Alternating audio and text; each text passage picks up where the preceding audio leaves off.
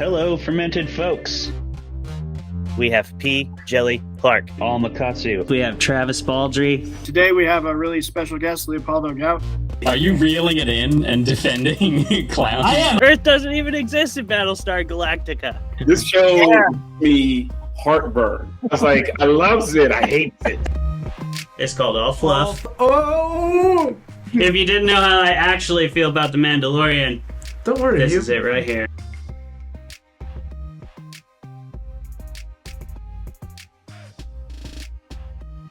Hello, Fermented Folks. Welcome to another episode of Fermented Fiction, the first of our new season, and I believe it's season 4. So thank you, everybody, for tuning into this action with us. If you're new to the show, what we do on here is we roll a couple dice, we debate movies, books, and shows in the genre fiction categories, and we do so with awesome guests from around the literary community or the filmmaking community. And today we have Johnny Compton, author of a couple amazing horror novels, The Spite House and Devils Kill Devils, and also author of many short stories. But Johnny, thank you so much for being back on the show. You're a veteran of the show. Welcome back, my friend.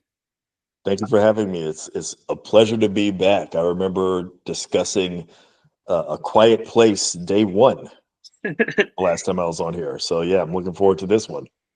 That was an episode in which we created one of my favorite lines from last season, where we were like Dunkirk situation, but with Carnival Cruise Lines. If you're wondering what that means, go watch the episode. It was our season opener last season. So Johnny's a 2-time season opener now. If you are new to the show also, you might want to know, I guess, who the rest of us stooges are. I'm Clay Vermolum. I'm an author of horror and contemporary dark fiction and a filmmaker as well. And I am joined by my fellow co-hosts. I'll let them go around, and we'll start with you, Travis. Why don't you just give us your personal update while you're at it? Yeah, I'm Travis Vermolum. We're not related at all. We don't have the same last name. Pure coincidence. Pure coincidence. Or look alike at all. Yeah, I don't have much of a personal update other than the school year started, and I'm a teacher, so my brain is fried by the end of the day, especially since we're doing a really exciting but a really challenging new system. We have very few upper school students in our private school, and so I am like the whole humanities spectrum. So across that 6th through 10th grade, I'm teaching like 9 separate subjects. And that's going to be a lot of fun, but yeah. And did I hear you also had to teach elementary math? No. I don't.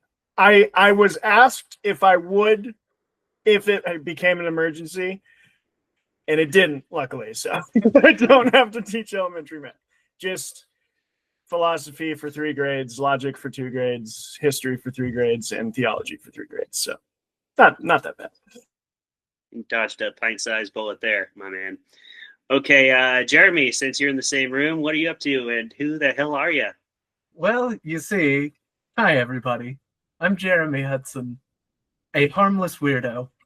And, my update on life is basically that I am right here with Travis, just moved to Bozeman on Saturday. And Travis, like a psychopath, agreed to help me, knowing full well there was a piano that needed to ascend 2 flights of stairs. Mm-hmm. Mm-hmm. And so here I am, a bozo in Bozeman. Oh, what a time to be alive, truly.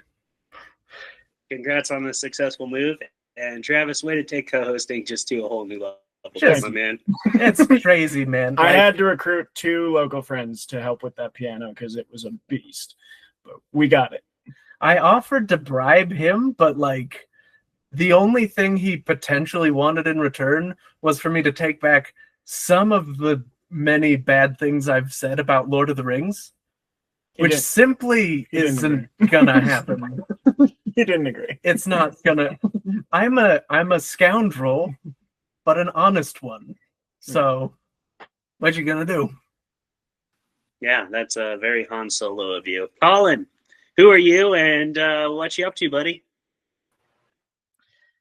My name is Colin Poynton. I am a writer of philosophy and speculative fiction, and Clay and I are both part of Cascade Writers. I've been working with Cascade Writers, a local nonprofit writing group in the Seattle area.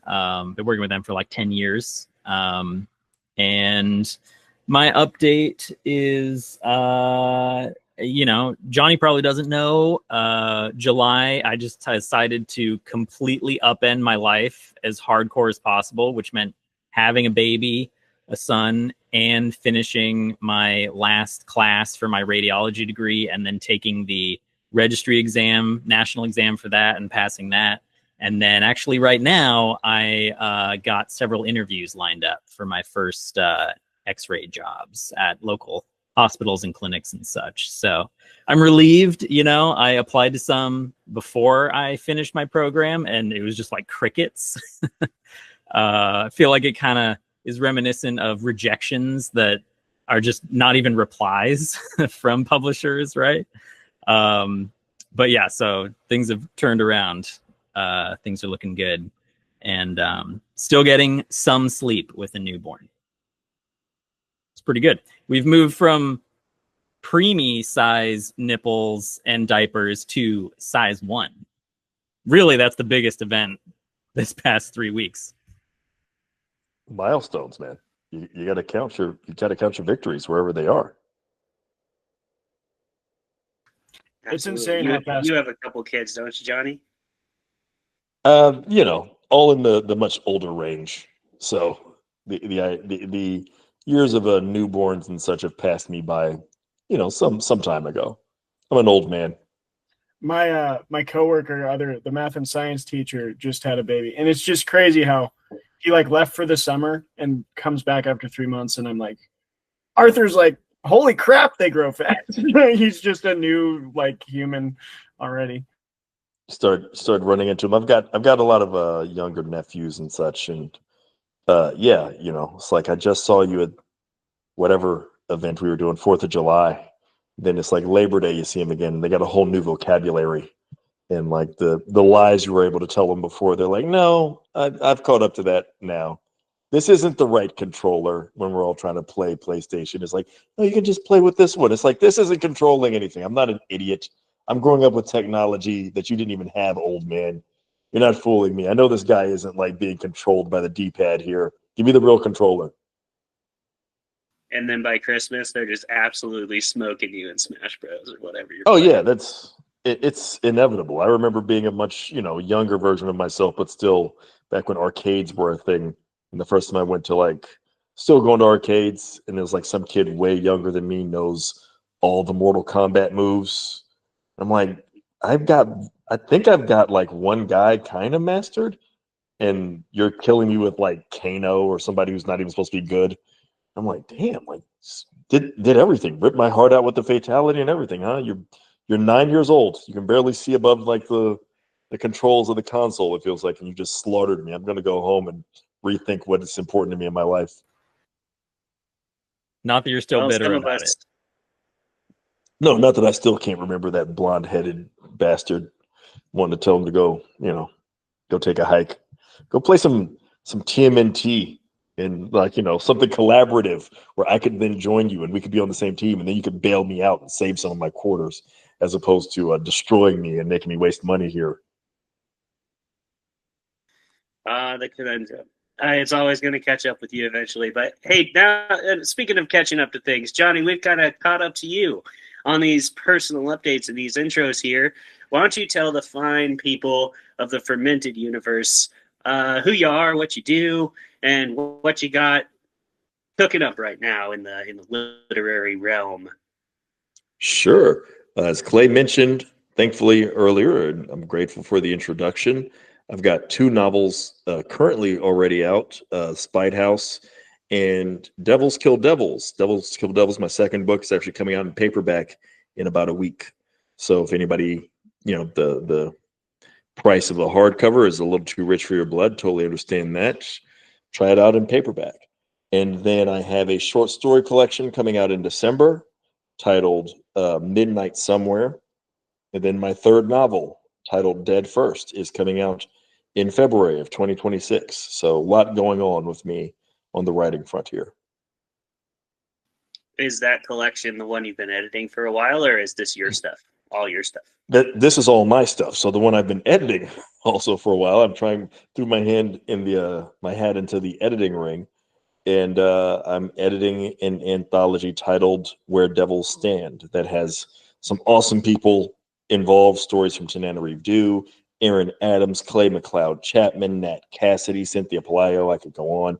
20 original, fresh stories all about places, legends associated with places where the devil is alleged to have appeared on Earth. So I'm looking forward to people reading that. Awesome. I'm looking forward to it too. But we will be patient with you as well, because you're giving us plenty of other things to read in the meantime. So thanks again for coming back on, Johnny. We're stoked to have you here, and we're stoked to have you, audience. And I know you're stoked to get to the debate. So let's do it. Today, we've got a classic from the ages of yore, the ages of Travis and I's childhood, I guess Jeremy's childhood as well, Colin's childhood, maybe not so much Johnny's, but we've got The Mummy today, okay? And we're talking about the one with Brendan Fraser. We're talking about Imhotep. We're talking about mid-late 90s CGI sand faces, okay? And we're going to get all up into it. If you don't know the story of The Mummy, you're totally sleeping on it. Go check it out. We are going to spoil everything in this show. We do every episode. So if you don't want to have this spoiled for you and you haven't yet seen this like 25-year-old movie, go check it out. And then you can always come back later. Or you can just find out what it's about right now and then go watch it anyway and decide for yourself if we're right or wrong in our debated opinions. But long and short of it is, The Mummy's the story of some adventurous folks. They go to Egypt and they dig up a evil book and they read from it and they wake up an entity called Imhotep, named Imhotep in his living days, and he is now a sort of demigod, evil entity creature that is hell-bent on destroying humanity. And he does that by sucking people dry. And he's going to walk around and do that.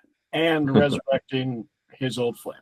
And he wants to resurrect his old flame. Absolutely he does. It's very much like what they sort of shoehorned into Bram Stoker's Dracula for no apparent reason. Except for, that was this movie's entire deal. He's trying to get a Noxunamun back from the dead because she was killed for, sneaking around on the Pharaoh. So we're going to get into it. That's the long and short of it. It's that kind of movie. It's got Brendan Fraser. It's got Rachel Weisz. It's a hell of a ride. Johnny, you ready to roll some dice? Yeah, let's do it. All right. I got y'all's 10-minute timer here. Give me your rolls whenever you got them. Wait, how many in the comments? What's that? How many dice are we rolling? Oh, Just no, shout out to Zeb. Yeah. 1d20. And yes, shout out to Zeb. Yes, Zeb. 1d20. Oh, God, I got to find a different app for that. I can roll for you, but I think you got it. No, I trust you then. Roll for me. All right. Credit. I got them right here. Who's got? See, I've been going away too long. I forgot it's the D20 dice. I should have known. Oh my word, Jeremy! Wow, he's our guest. Disrespectful. I swear I wish you well. Johnny, we got a nat one. Oh! Yeah, turns out this is your least favorite movie. So sorry. I mean, other than throwing the dice out the window, you can't really get any worse than that.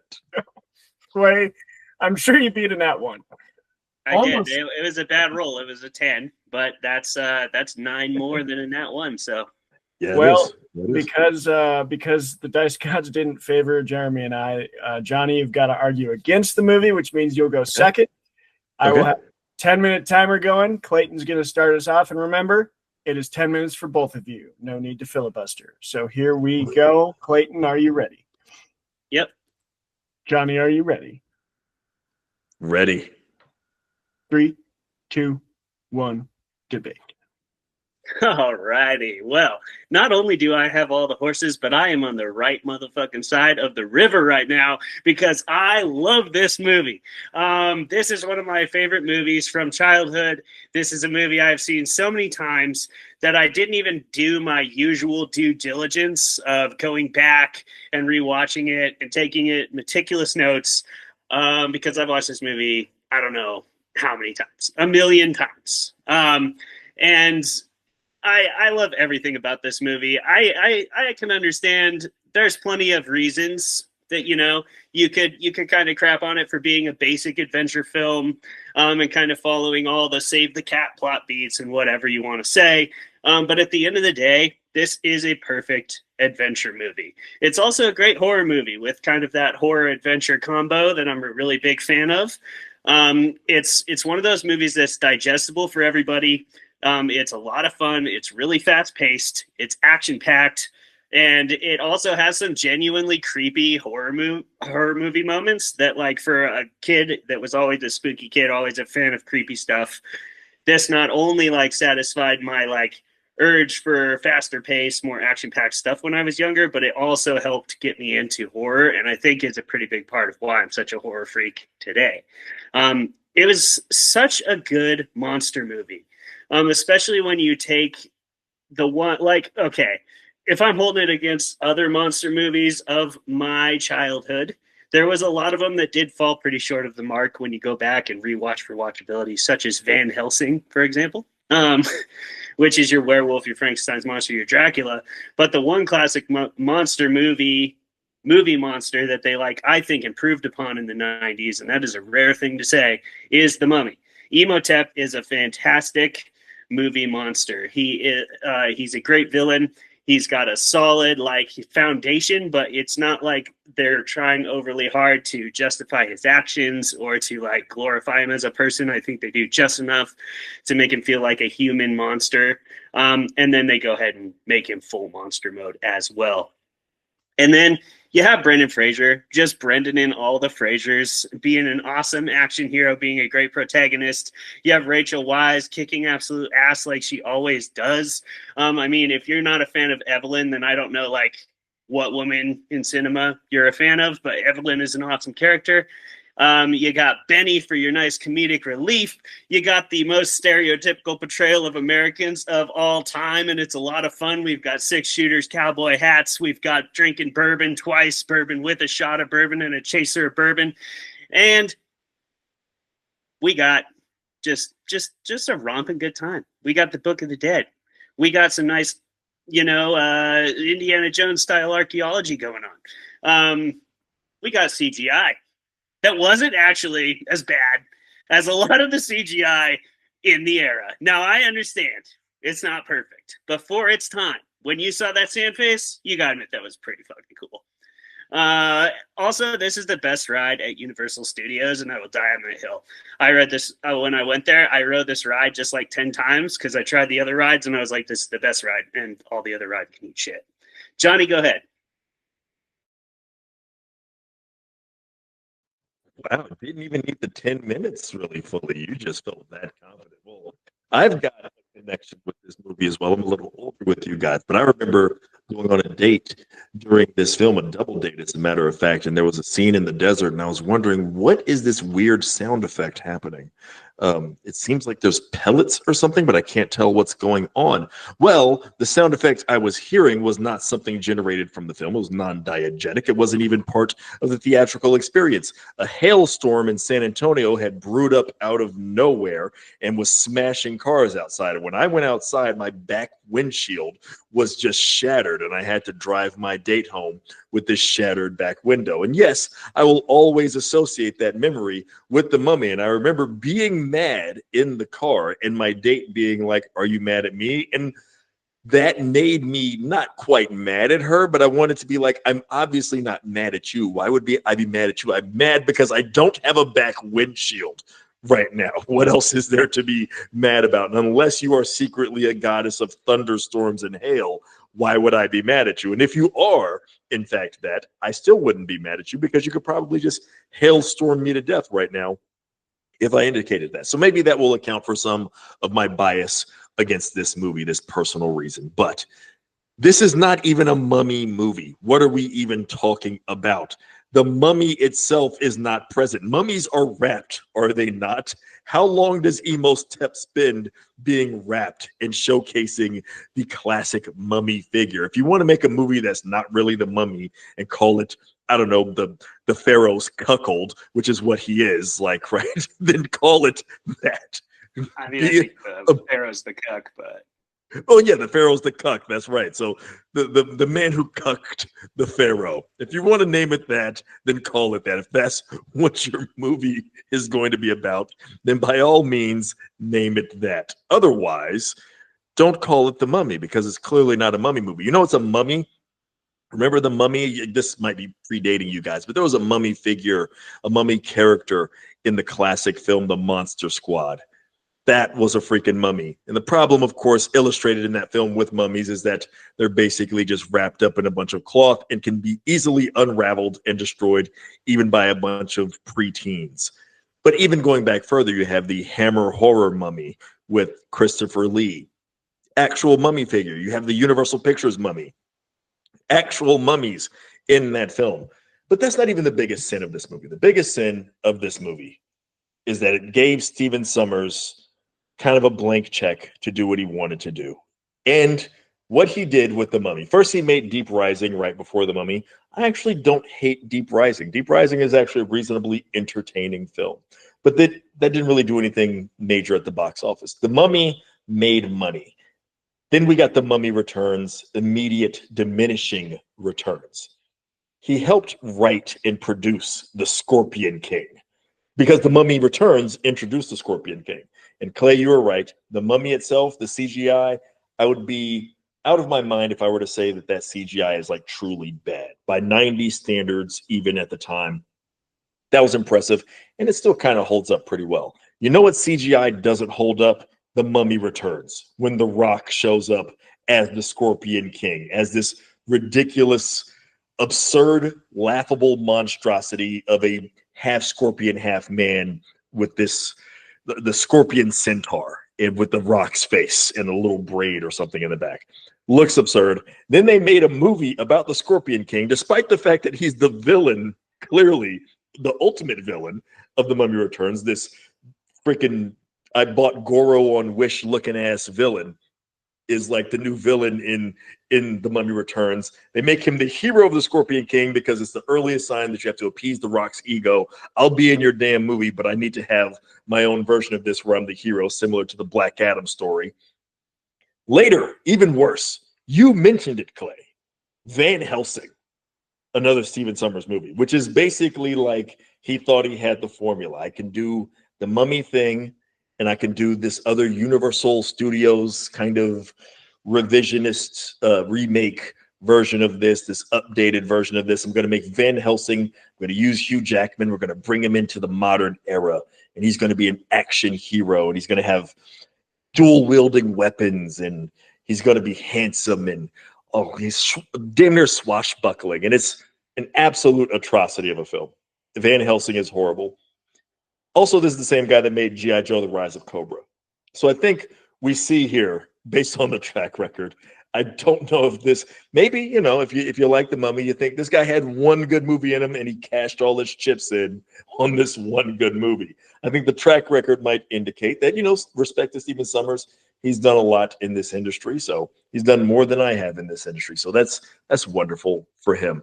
I don't know anybody who's counting Van Helsing among their favorite films. In fact, it's more likely counted among films that they wish they hadn't spent money on. G.I. Joe: The Rise of Cobra, I would probably say that also falls in that category, except for it's less infamous because it's so much less memorable.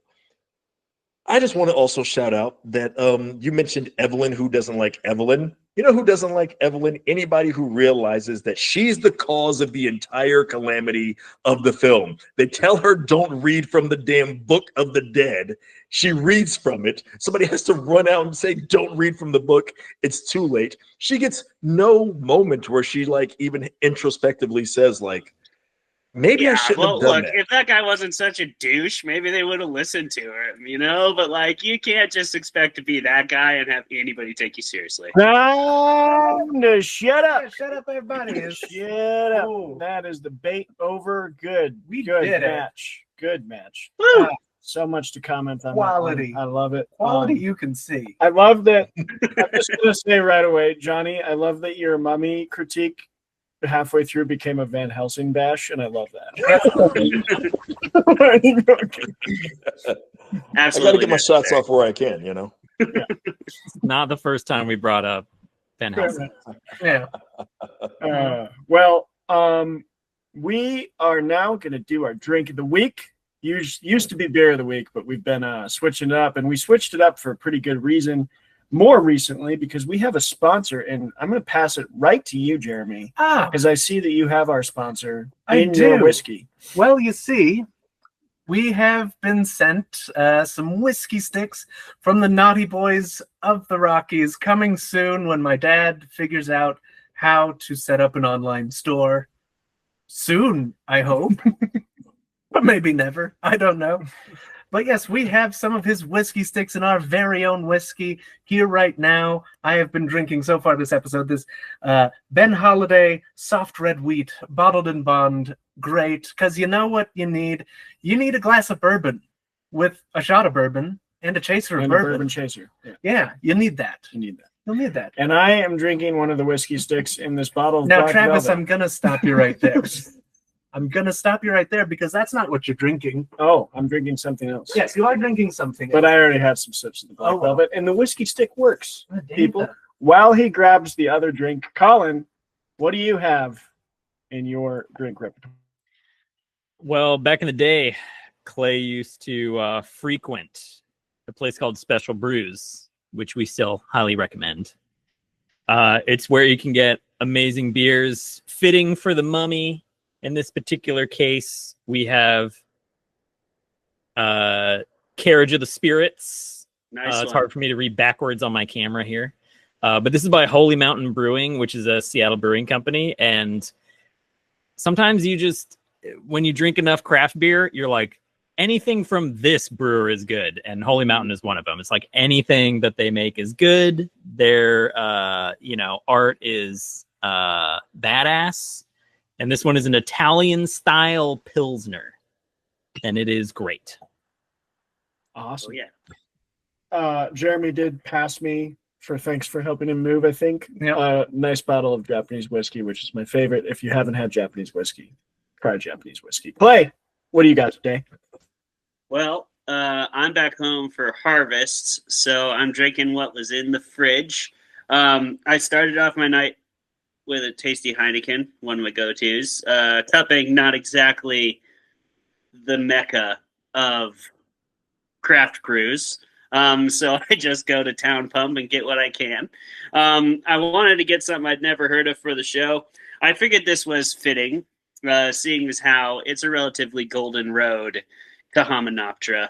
And this kind of looks like the time that Hamunaptra would show up. So I've got some Golden Road Belgian White. Belgian beer is some of my favorite. I like a Belgian White. Like the orange. This is from Cartersville, California. Have no idea what part of California that is. But they're making beer, and I commend them for it. And I'm going to drink it. It tastes good. Tastes about like a Blue Moon. So, pretty much exactly what I was going in for. Nice. Excellent. And Johnny, what you got? Well, I am in Louisiana right now. I'm in New Orleans because that is where BoucherCon, the Mystery Thriller Writers Convention, is. So I'm fortunate enough to be there. So I grabbed from down in the lobby here. It's kind of out of focus. There it goes. The Boot, which is a beer. It says here, brewed in the boot for the boot. I didn't know Louisiana was called the Boot. I wouldn't necessarily say it looks exactly like a boot, but that's, everybody could see shapes however they want to see it. But it's pretty tasty. It's easily the most boot-like state Yeah. It is the most boot-like, I think, of the United States. When I see a boot, I still Yeah. think of Italy, which literally has the heel. But maybe those are more like Prince boots, R.I.P. Prince, but it's like a princey kind of boot. Yeah. As opposed Louisiana's to- more of a muck boot. yeah, this is like a down in the dirt, like you're getting work done boot, and that I think is fitting for Louisiana. And this is a pretty damn good beer, I gotta say. I think it's fitting for the mummy too, because O'Connell definitely gives Benny the boot several times. Yeah, he does. He's booting Benny all over the place. He's booting Benny all It's over. booting him.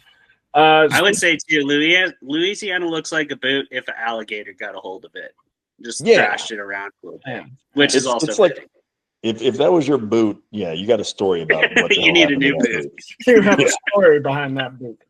Colin, speaking of stories and boots, that's not a segue at all. But do you have some fun facts for us? I mean, it is. I have some facts, and they are fermented. Did you know that this film was a remake, and that the studio was sitting on The Mummy basically in production hell all throughout since 1987? And Clive Barker of Hellraiser was gonna be the director. Mick Garris was gonna pen the script of Hocus Pocus. Several more, including George A. Romero, Night of the Living Dead. They were all in contention. All of that fell through, and boy, am I happy for that. Because it basically finally got picked up by our wonderful director here. And that really only happened when it did because of the film called Babe, Pig in the City, 1998, grossing $69 million with a budget of $90 million. So they needed a winner, and The Mummy had to be the one. And you're telling me Babe, Pig in the City wasn't a win? wasn't the win they thought, and they really needed to recover from that big time. Yeah, there's some that you just think are going to be home runs, and boy, you can't pick them all, can you? You can't pick them all. The sequel to a movie about a pig winning a contest? I mean, That- you know this. It's amazing because, like, I feel like it's the classic Hollywood story of overthinking it. Like, Babe is a movie about an extremely successful and beloved movie, the original Babe. I've never actually seen it, but from what I understand, people love that movie. Quote it, that'll do, pig, that'll do. Like, I know that line through cultural osmosis. That's how big that movie was. But if your movie was successful and it was set on a farm, don't think, let's do the total opposite. You know, shout out to Blumhouse. I love those guys, but we just saw this illustrated with Megan 2.0. And it's like, hey, if we're going to get really successful with our sci-fi slasher movie, maybe don't immediately pivot to making it an action movie where the villain is now the hero. Yeah. You know, that might not have the same box office. A fun little game. I'm not going to reveal the answer, but our viewers out there and listeners, if you want to see a cool fun fact, look up who directed Babe. It's going to surprise you. Oh, yeah. Yeah. All right, Colin, you got more fermented facts? I sure do. There's so many great ones. So Stephen Sommers won out and basically redid everything that people had expected. Made it 1920s, made it full-on rip-off of Indiana Jones, changed all the characters, and did all that in 6 weeks for the new script. So that makes me feel bad. And the budget bloomed from 10 million to 80 million. So, I mean, coming back from Babe, that's quite the maneuvering. I guess they're just used to that 70 million plus price tag at this point.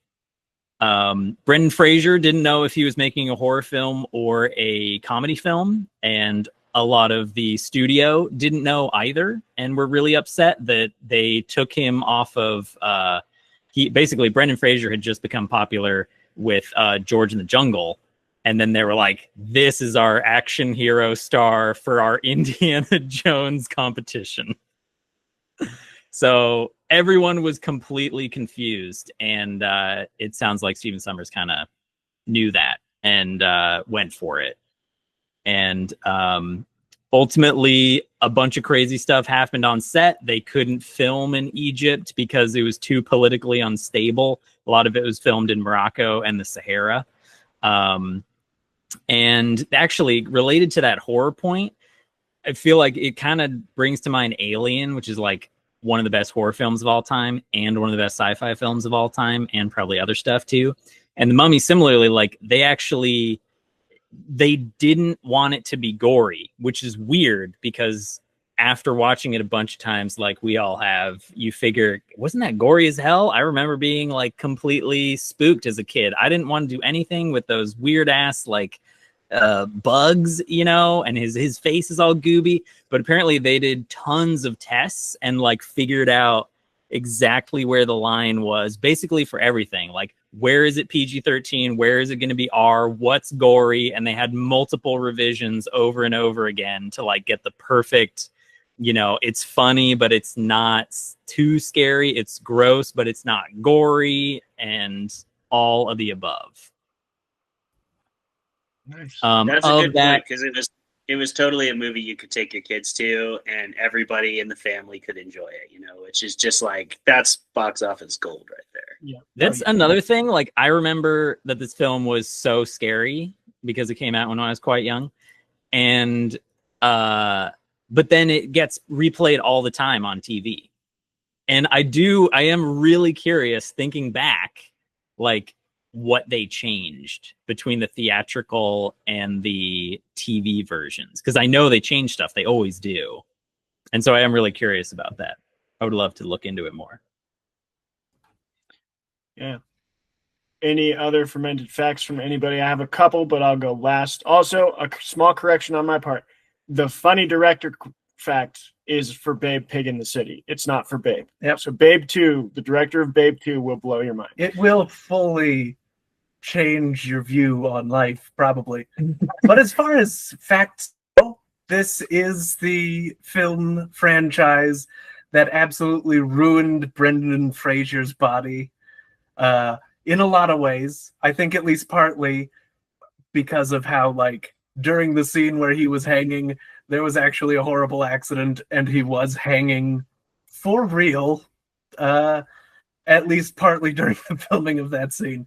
But yeah, by the end of the film franchise, he was held together with ice packs and tape, and then he disappeared for quite a while. Yeah. So that's neat. Then he came back and won an Oscar working with yeah. Oh, who directed The Whale? Somebody, I don't know. For being fat. Yeah. Exactly. Anyway, Darren Aronofsky. Full on It's Always Sunny. Yep. Any other facts? Johnny, Clay, got anything? All right. I'm good. Okay. I don't have any facts. No. All right. My These are last good ones. facts. My last ones to play off of what you said during your debate, Johnny. Stephen Sommers has quite a career, and we figured out right before this show. In 1993, he directed a Disney adaptation of The Adventures of Huckleberry Finn, starring Elijah Wood as Huckleberry Finn. So if you haven't seen that, like myself, I'm going to go watch that right away because that sounds fantastic.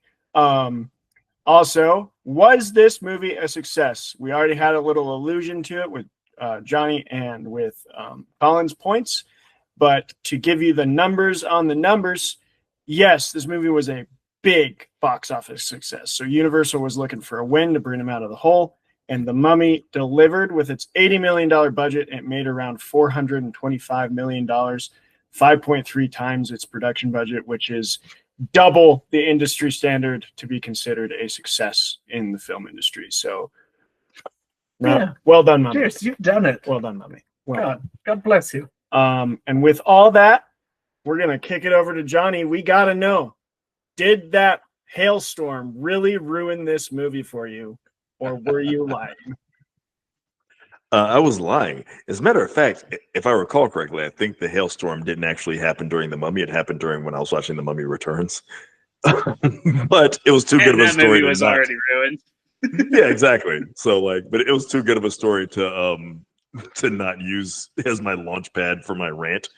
I actually really, really love The Mummy. In fact, it is my dad's. It's one of his favorite movies, and for a time, it was his favorite movie.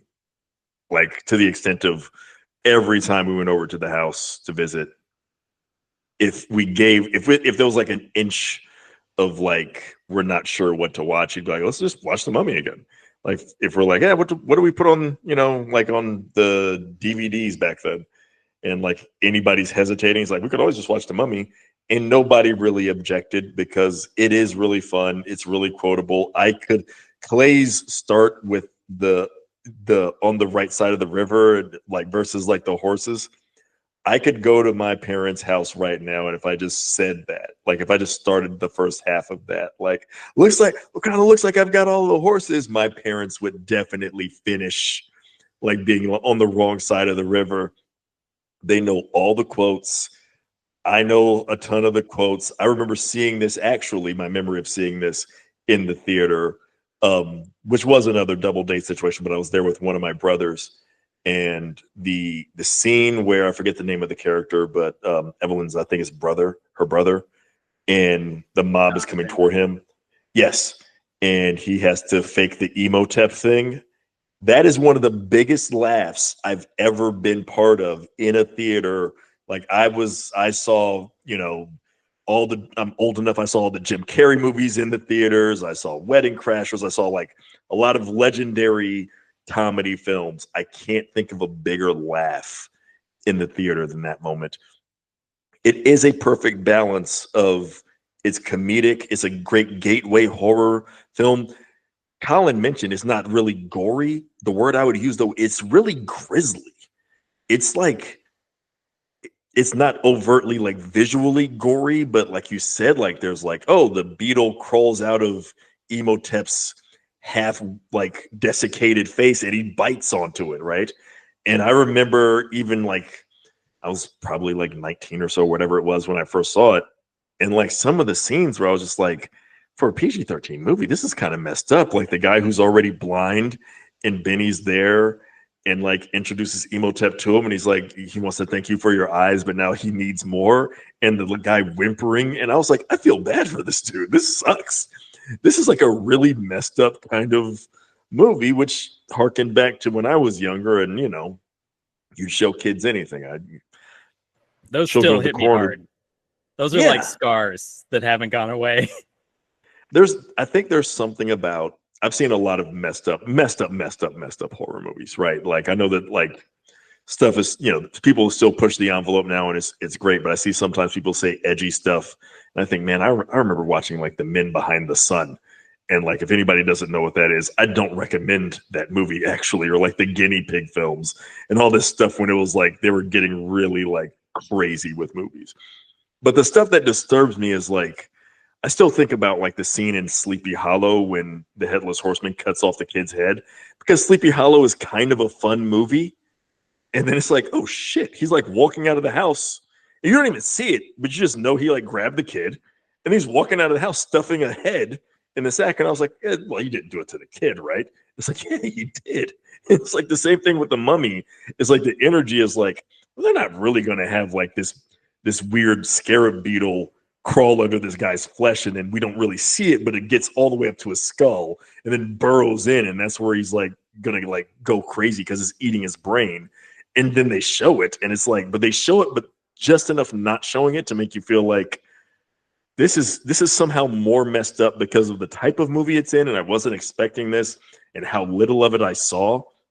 That, like to Colin's point, that still disturbs me in a very different way than like seeing something overtly grisly or gruesome or gory that I knew going in, people are warning you, hey, this is extreme horror, this is gonna be messed up.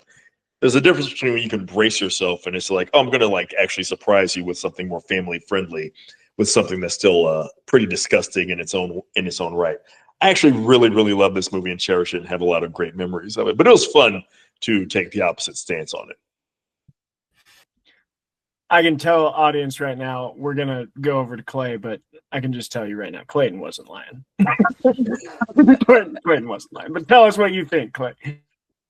No, I mean, if I'd have rolled low, I probably would have picked the low-hanging fruit of it being like a white savior movie.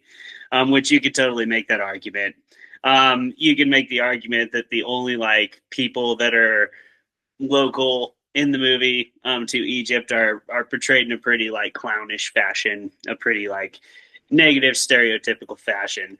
Not necessarily including the Magi, but there's still like a caricature of like the noble tribesmen, basically, right?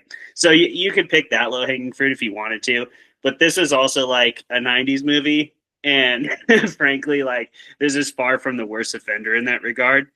And ultimately, like I do see the Magi as like still a pretty solid force in the movie, a force for good and a force for trying to control things, trying to keep the evil under wraps. And it wasn't portrayed in a way that I felt like is really too bad. So like I'm saying, honestly, that would have been what I went to if I had to. I would have also picked on that. It's like the same thing I said at the beginning of my argument, where I was trying to do the Slim Shady thing, where I was like, say something they don't know about me. Where I was like, yeah, it's a basic action movie. Yeah, it follows all the basic beats. But like this movie does so much more. And that's something I love about it. Like you said, Johnny, your point about the Jonathan scene where he does the Emotep thing. I mean, there's so many moments in this movie that are genuinely hilarious, that are just right in the middle of really intense scenes. Like also where like that gunfight scene where the ship is burning, right? And what does he say?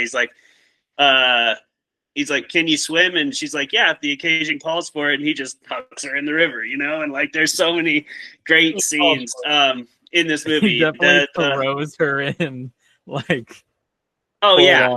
There's no like gentlemanly push. Like he hucks her. No. He eats her off that boat. Oh yeah, he just eats her right into the river, which is probably full of Nile crocodiles, by the way. But everybody got away with it because it's a kids movie. It's like a kid-friendly movie at the end of the day. And you brought that up too. Like, I if we had a longer debate, I would have probably argued that this is actually a really realistic mummy compared to what we generally see in a mummy movie. But this is actually what mummies kind of do look like a desiccated corpse that's just sort of a dried up husk, right? And I thought that was kind of cool. I like that they did, you know, in terms of being a Hollywood 90s movie, they did still like also teach you a couple things like about how mummification sort of worked and like the canopic jars. And you had a pretty strong female character too for the 90s, to be completely honest. Like I thought Evie was a pretty strong character. She's kind of leading the charge everywhere, and she's the driving force. Though she does cause the calamity, really the arc of the narrative is her arc. Like her digging into it, her digging too deeply, and then her ultimately, like through her ingenuity, her knowledge, and her love of like Egyptian culture, finding the answer to how to defeat Imhotep, even though she's the one who also woke him up. So it's like a perfect and little. She wants to fix it. Like when O'Connell is trying to be like, "There's no mortal weapons," she's like, "We'll find some immortal ones," or whatever the exact line is. But she still wants to fix it. Yeah, that's a great moment too, right? Like, then we just have to find some immortal ones. And then she just slams his fingers in the suitcase. It's awesome. This movie is fantastic. One of my favorite quotes from this movie, like you were saying, Johnny, is the key. Where is the key? I say that to my wife like all the time. Anytime we can't find a car key, or if there is any modicum of a reason for me to say that, I say it. And I do it in that voice. And Deanna probably hates it. But too bad. She should have married me. That's on her. And yeah, I love this movie. We're going to talk about it more, so I can ramble more then. But ultimately, this is just one of my favorite movies ever, and a very foundational movie for me as a creative person, for sure. Oh yeah. I want to hop. No, there's no room for your wife to like alter that perspective. It's like you're getting mummy quotes all the time. It's not going to stop. Nope. This is me. I want to hop right off that with my first question and just go around the table, because I think we all have that experience. And I just want to get everybody's quote. What is the quote from the mummy that you constantly say in daily life? Mine is, patience is a virtue, not right now, it isn't. I say that to my students, and they're all like, what are you talking about? And like, you have no idea. Like, you don't know. So yeah, that's literally my first question for discussion is, what is the quote? And That's great. Yeah, that you all took from this, because I think we all have one. Jeremy, Colin, one of you guys want to go, since me and Johnny have spoken to it already? But Johnny, if you have another one, I want to know it. Well, like if I had one that I quote like privately or to myself, it'll be "Take that, Cambridge scholars," which is Evelyn. And like anytime I feel like I did something like a little, like I pulled that off, and like I'm saying it mostly to myself, but it'll be like, "Take that, Cambridge scholars. You thought you couldn't do this shit, you did it." It's like, "Take that, Cambridge scholars." I love it when she does that moment, and that would be my line for sure. Hell yeah. Every time you type the end on a book, you're like, "Take that, Cambridge scholars." Yeah, exactly. Or just, successfully make popcorn without burning it in the microwave. Yeah. That you can use it for all kinds of daily accomplishments. That's fantastic. Do you have one, Jeremy? Well, I think it's because I clearly didn't watch this as much as the rest of you, but I always go back to him telling Benny not to close the door yet, as he's it's like, get in the door, like, don't close the door. And so yeah, that's where I land most of the time. But just a quote, not of the movie, but of my feelings itself, is just fucking Benji. Benny. Fucking Benny. I know. That's where I come back to day after day. Yeah. Such a scoundrel. The scene where he pulls out the whole thing of every religious iconography. And he's going through him. Oh, hilarious.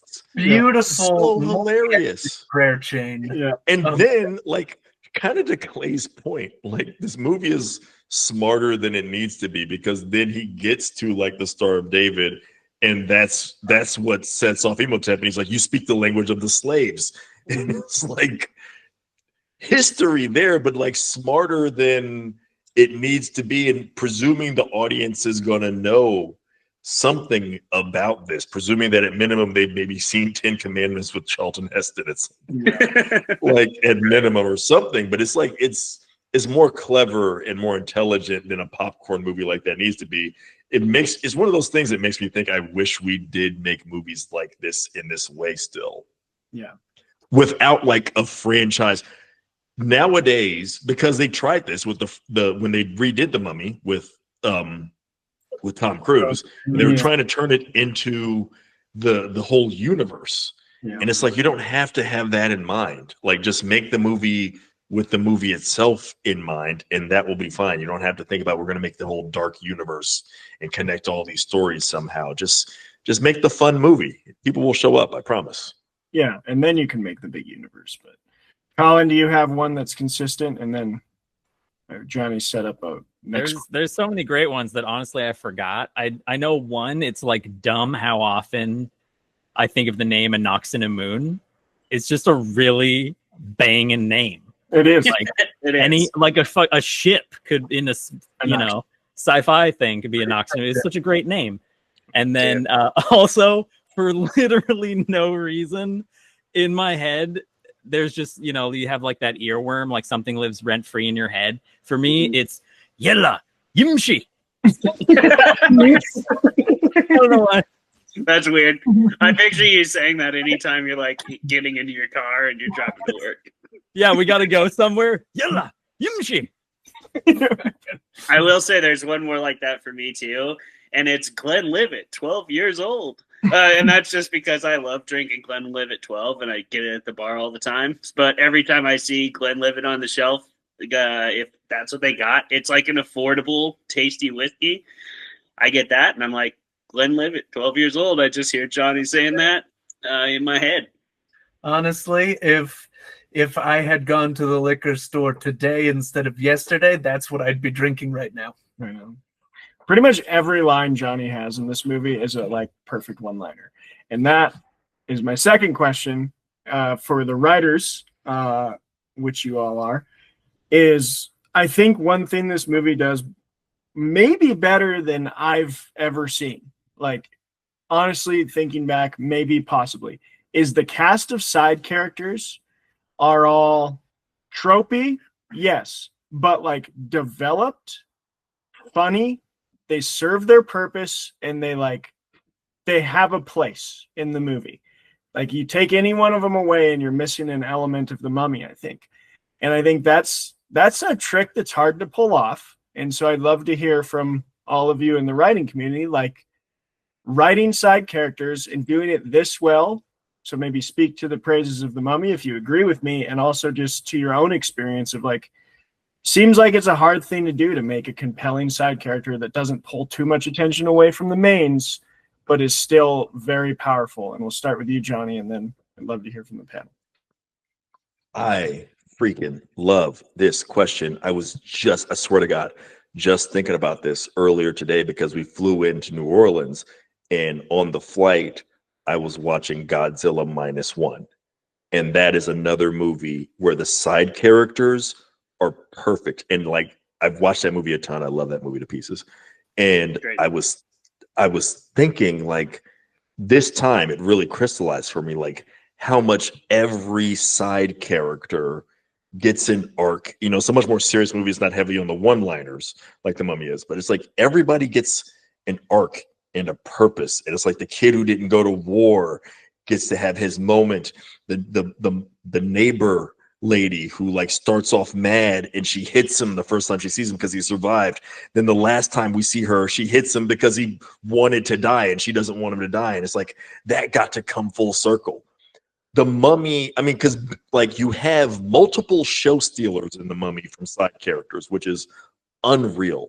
Benny is the maximum, of course. Benny is like such a show stealer that I remember that I don't know the actor's name, but I remember that he was cast because I think he works with Stephen Summers at least 3 times, I think, because he's also in Dead Rising.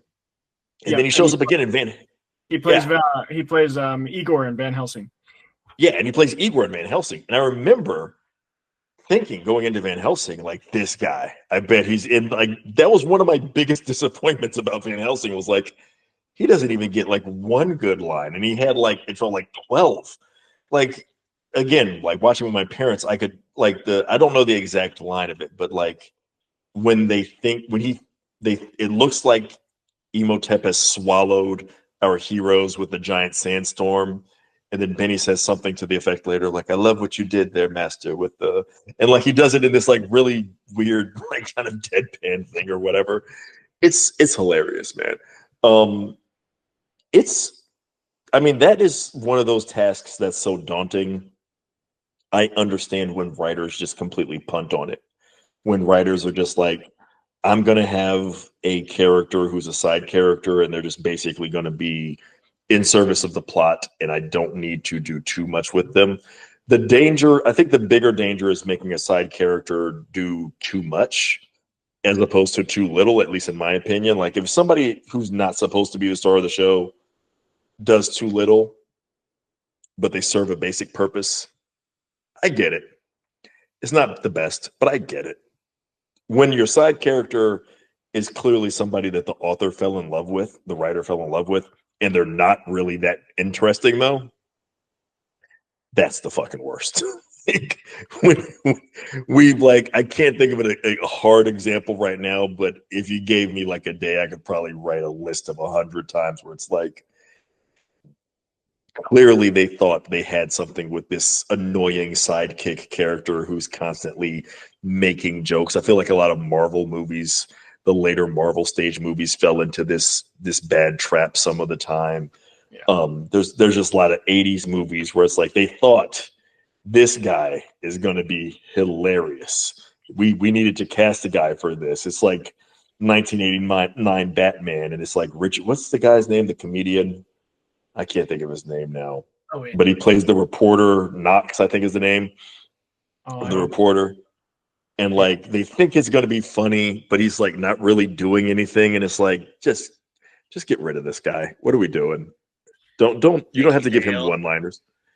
It's like anytime that there's any character that like is a Vicky Vale, it's like she's not going to even be in the sequels. She's broken up with off screen in the sequels. What like this is like less important of a character.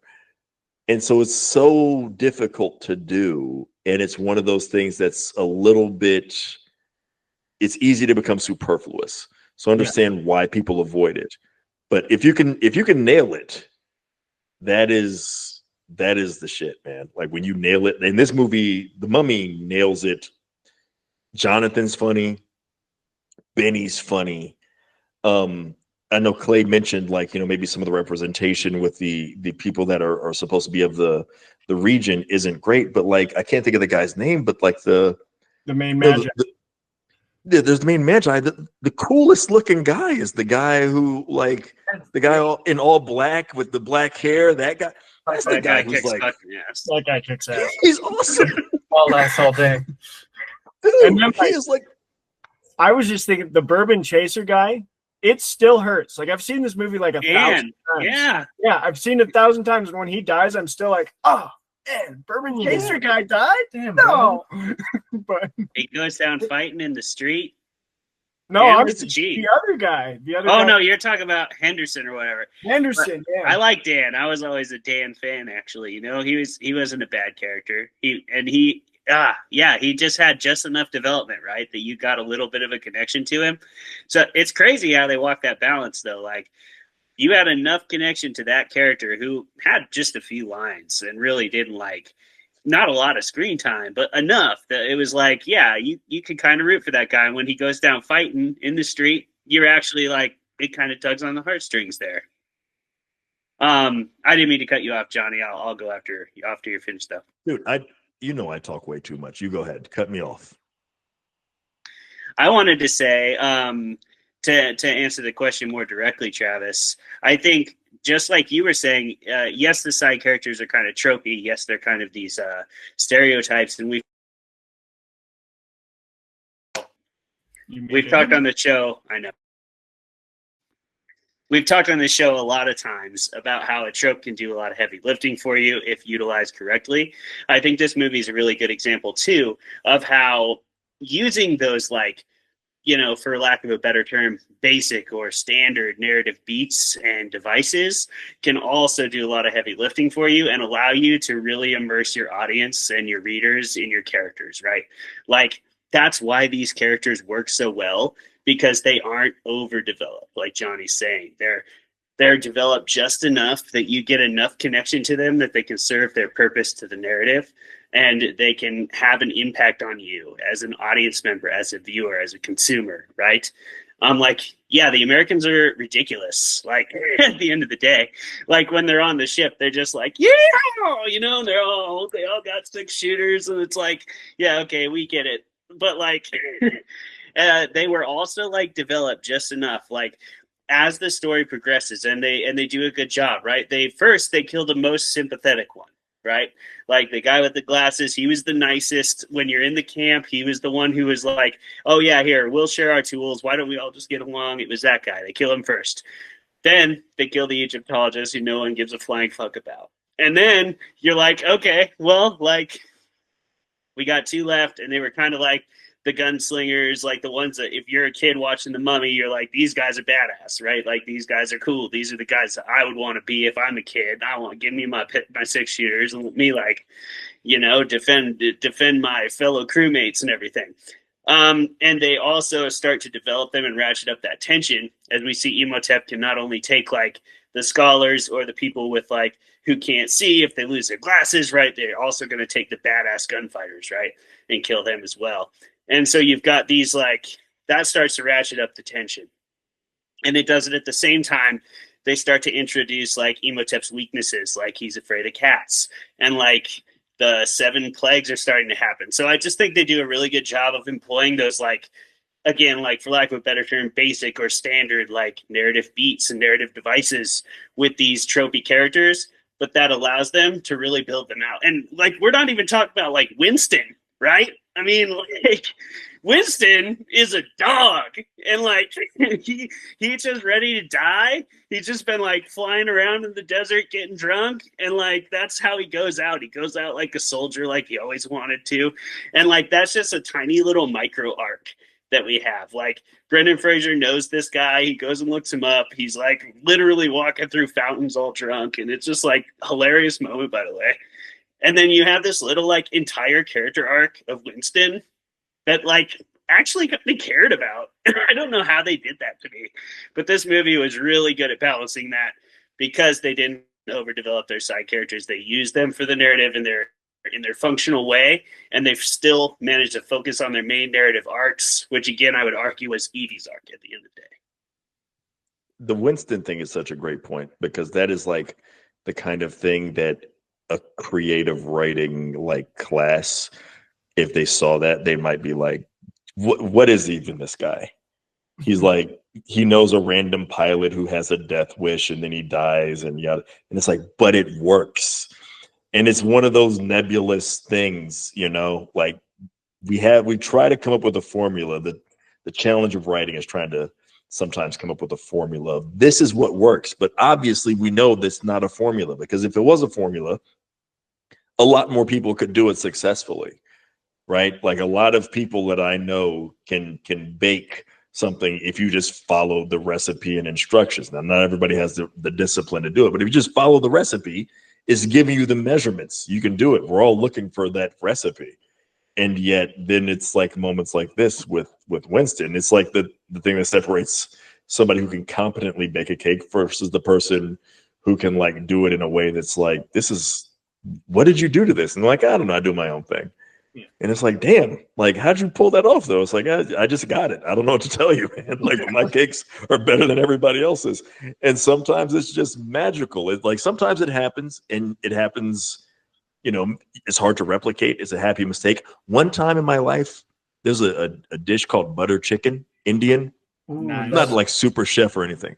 One time in my life though, because I'm not a big recipe follower. I like know the basics, but I don't measure it out. I just, you know, I'm doing it. I made it, and like my family was like, this is amazing. They've been asking me for years to redo that, and like I'm terrified to do it because I don't know what the fuck I did. I don't even remember. You're smarter than Summers. You're like, this was one-time magic. I remember that I added some ingredients that, like, just in the moment, I was feeling it. I was like, recipe doesn't say that, but fuck it, we got some of this in the cupboard. I'm gonna do this, and it came out great. Oh, it works. Yeah, but I guarantee if I try to do that again, it's gonna be like, feed this to the dog, like not even our dog. Feed this to like a dog that we hate in the neighborhood or something. Like feed this to Cujo because he's been killing other dogs, and we got to figure out a way to stop this thing. Like it's not going to go well. So sometimes it's just, that's writing it to a certain degree. Sometimes you like stumble into some magic and you wish there was like a way to say replicate this, but you can't. Winston is like goes against the rules, but sometimes you add that extra ingredient and it's what magnifies it. It's so incredible. And Jeremy, call out, Clay. Jeremy's got one. Oh, yeah. Well, you know, to the point of being the recipe, I think this film does get you closer to, like, the formula for good side characters. Like you know, you and Clay were both talking about, like, you need a mechanical reason for them to be there, you know, their function in the story. It's 150% better if they have an arc, you know, in addition to just being there functionally in the story, they have like a bigger narrative reason to be there, which is great. And I think this is something that you touched on earlier, and I do think it is a problem with like more modern films. Like you need to not be ashamed of what they're there to do, which is where you start running into like people doing the quips and poking fun at the whole everything about the story. It's okay to be in a story. Stories happen, you know. Yeah. If I were on some kind of adventure and being attacked by mummies, I wouldn't be making fun of the fact that it makes no sense, because it doesn't. That's hardly the point. That it not making sense is not going to keep the mummy from, you know, draining all the fluids in my body and leaving me a weird husk man. You know? So, yeah, that's... But I think that's... Imhotep don't care if it makes sense. Yeah, sense is like cheesecake, and that motherfucker ain't never made a single cheesecake, all right? Colin. Yeah, I I definitely agree. Like, I have also had the experience of Johnny where there's you have a character in a story and then it's critiqued and people are like super into some minor character that you did not put much work into and they love that character and you're like, yeah, totally. And then I agree with Clay too, where like there's just sort of it sort of clues into the director and the production crew as to the reasons why things work so well. When you're like, God, why do they work so well? I really want to understand it, and it's like hard to find because they work so well together. In other words, it's an indication that the people making the film knew what they were doing. Yeah. And I do think that so like one example is that I know is the cast on Twin Peaks. They directed the cast differently. Like they told some actors, you need to read these lines completely seriously, and those are the most ridiculous characters that are so over the top. And then David Lynch also had other characters completely different. He told like some of the actors he told to go off script, and other ones he told them never to go off script. So it was completely different for different characters for the performance that he was trying to get. And yeah, so like that's what great directors do.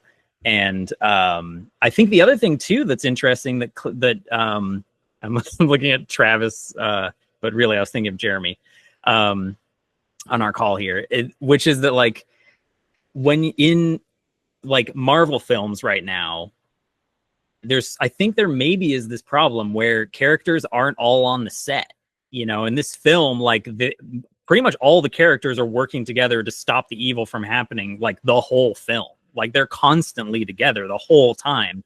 It's not like Superman has to go to this other place and his girlfriend's in, Metropolis, and then he ends up in the Fortress of Solitude, and then he fights a guy that's somewhere else, and it's like they really don't have anything to do with one another. And I think that would be the like Fast and Furious problem of at least two people on set who refuse to be with one another, and you're trying to make a film where they refuse to be in the same room together, and it kind of shows, in the end performance. So I wonder if The Mummy really has that going for it, that it was like back in the day when everybody was on the set the whole time and working together both on and off.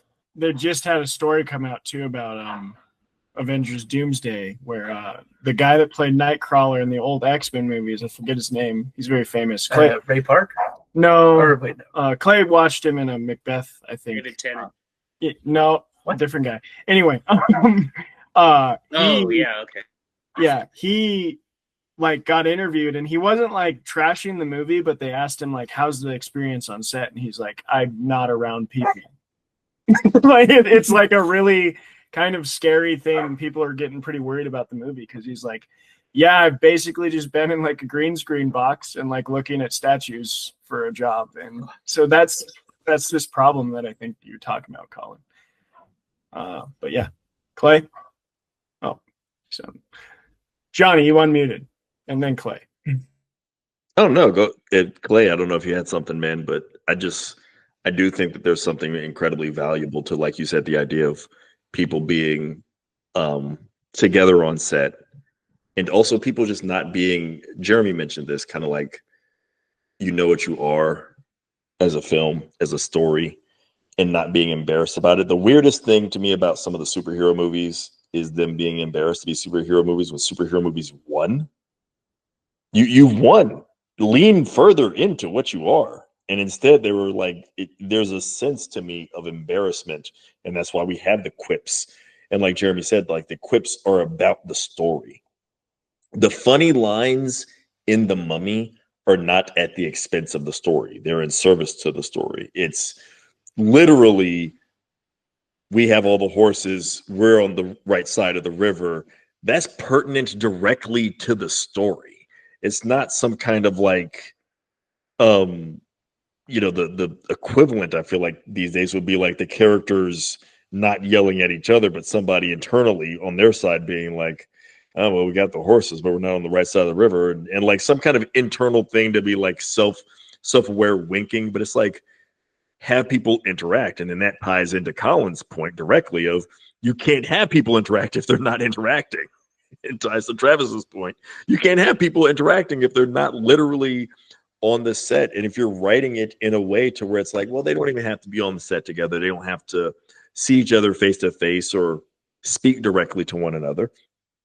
I feel like you're going to lose a lot in the storytelling. And even when you're not writing a movie, even if you're just writing, like I can't imagine trying to write a novel or even a short story or anything and like trying to write it from the mindset of, it wouldn't really matter if these characters were speaking directly to these characters that are supposed to matter to one another, but it doesn't matter if they're speaking directly to one another. But they should be interacting, but we're going to write it as though they're not directly interacting. It's just this bizarre thing, and I feel like you're hamstringing yourself by a certain method of filmmaking. Yeah, it's show don't tell, right? I mean, like we're all kind of probably wondering as an audience. I mean, they even have that conversation earlier in the movie where they're like, oh, we're going to get camels. Oh, we're going to get horses. Horses are faster. And then it's like, okay, well, this is why they still get to Hamunaptra at the same time, is because they're on the right side of the river. And so like it actually serves a purpose to the story. It is world building. It is narratively relevant, and it's also hilarious. It's also just like a great call and response that you could do. It's just good writing. And I think that something that we've all kind of spoken to at this point, but I've always kind of had this little battle in my own work of like realism versus this is a story, right? And you're kind of always walking that line at some point. Like I want things to be realistic because I am a big believer that if it's not realistic enough, it is not scary. And I write horror, so it matters to me that things are scary, generally speaking. This movie, I think, does a good job of walking that balance, because there's also that point to Jeremy's point of like, well, it is a story though. So like, why are these people the main character of a story? And like, whenever you hear a crazy story about real life, which happens every single day, we go, oh, that should be a movie or whatever, right? Like, well, this is a movie. Like, it's okay for things to seem unrealistic in a movie, in a story, in a book, because like, that's why the story's being told, is because it's phenomenal, because it isn't necessarily like normal. If you just told the story of someone's normal day, you'd be bored. And we know this because we talk to our friends and our family all the time, and they tell us a boring story, and we're like, okay, cool. You see any good movies lately? Because we want to hear a more interesting story than that, right?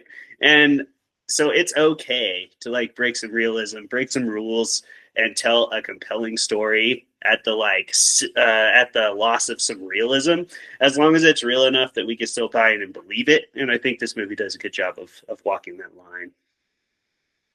Oh yeah, and I think I do agree with that. But the first thing that I want to say, and this is more to the point of actors not being in the same room and stuff. This should have been a fermented fact, but the prolonged fight sequence where Brendan Fraser is fighting all those mummies at the end, he was just swinging a sword around in an empty room, and they just added mummies in post. Nice. While he was just, because that was the only way they knew how to do that back then, was just have Brendan Fraser just running around like a friggin' Dalmatian, just going ham in every direction.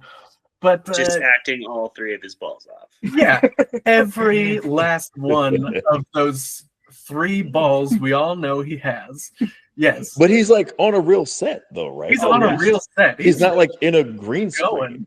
No, and that I feel like that does make a difference. It's like the old school Jason and the Argonauts, the Harryhausen figures are like added in post and whatever, but like there's a difference between like play pretend but we built the world around you versus like play pretend and it's all green around you. And you got to pretend not only that you're fighting something, but pretend that there's a castle around you versus like, we're going to put you in this weird dungeon setting. And like, that's going to immerse you a little better.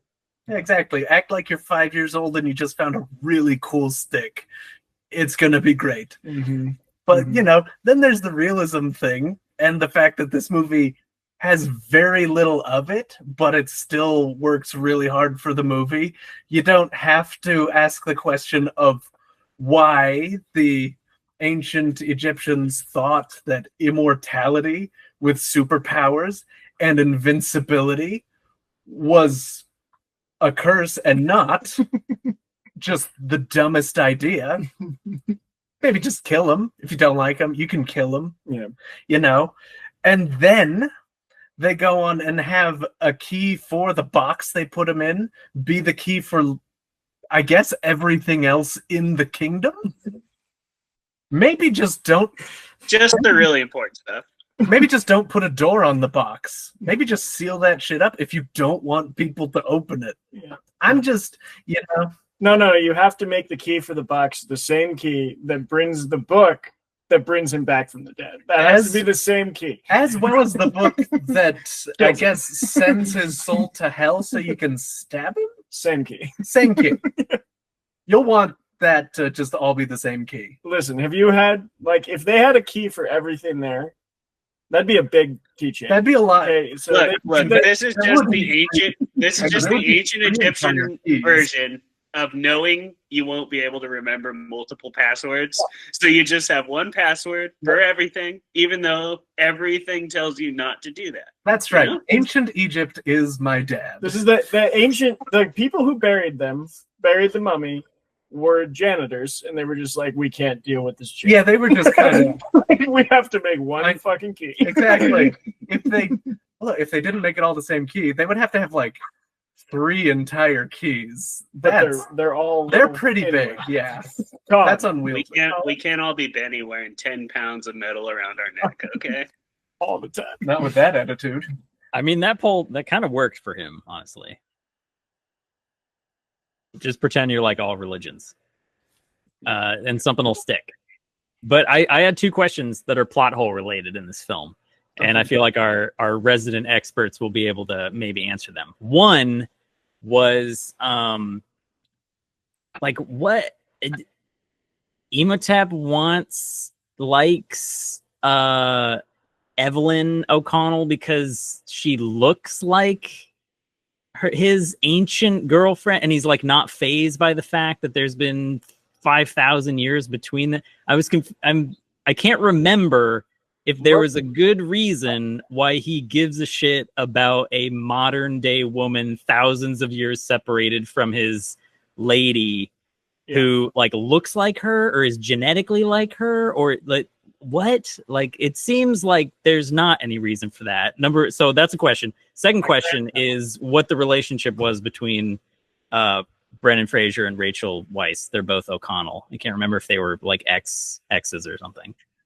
I can answer both of those. Clayton can probably too, but like, okay, the first one, there's an easy one. There's a throwaway line that I caught on the second and third back-to-back rewatches because I started it in the morning and then my wife caught like the beginning and came home and was like, I wanted to finish that. So I watched it again. Anyway, the throwaway line is from when the mummy when Imhotep first sees Evie, he says, you brought me back. So like there's I think that's their justification, is that yes, she kind of looks like her, but it's more the fact that like she's the one that read from the book, and so she's the one that brought him back from the dead, and so he's like, I owe this whole journey to you, kind of thing.